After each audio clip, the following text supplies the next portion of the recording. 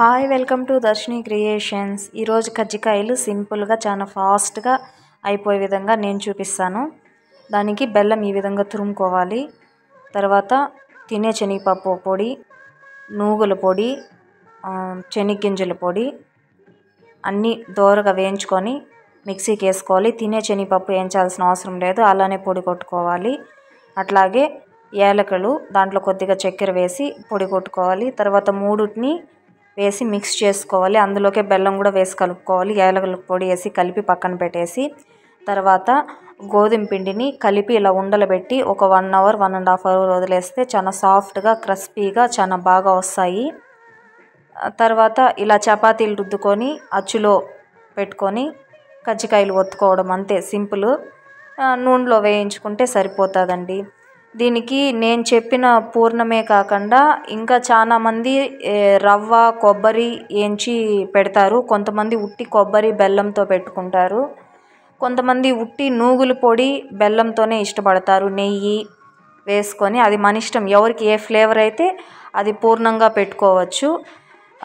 ఈ పూర్ణం అయితే మా అమ్మ ఫేవరెట్ అనమాట. మా అమ్మ ఎప్పుడు చేసినా ఈ పూర్ణమే పెట్టి చేస్తుంది, కాబట్టి మాకు కూడా ఇలా చేస్తేనే ఇష్టం ఉంటుంది.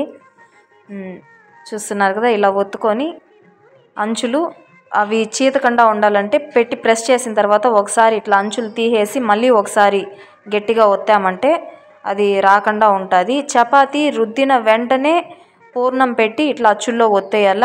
గాలి ఆరిందంటే అది మళ్ళీ నూనెలో వేసాక విడిపోతుంది, పూర్ణం అంతా బయట వచ్చేస్తుంది. అంతేకాకుండా ఆయిల్ కూడా వేస్ట్ అయిపోతుంది.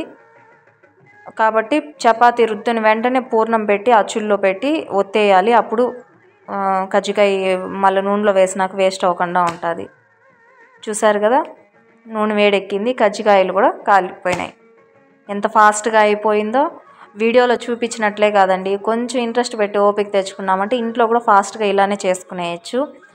ముఖ్యంగా పిల్లలకి ఇట్లా బయట పిజ్జాలు, ఈ కాలం పిల్లలకైతే అసలు బొత్తిగా ఇలాంటి పిండి వంటలే తెలియదు. పిజ్జాలు, బర్గర్లు, ఏంటో కేఎఫ్సీలు ఇలాంటివి తప్ప మన కల్చరు మర్చిపోతున్నారు, మన పిండి వంటలు మర్చిపోతున్నారు.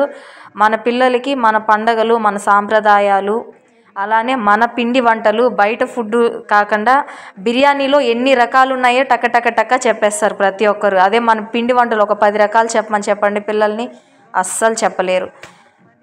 చూసారు కదా, ఎంతో సాఫ్ట్గా క్రిస్పీగా చాలా టేస్టీగా స్వీట్గా ఉండే కజ్జికాయలు రెడీ అయిపోయాయి.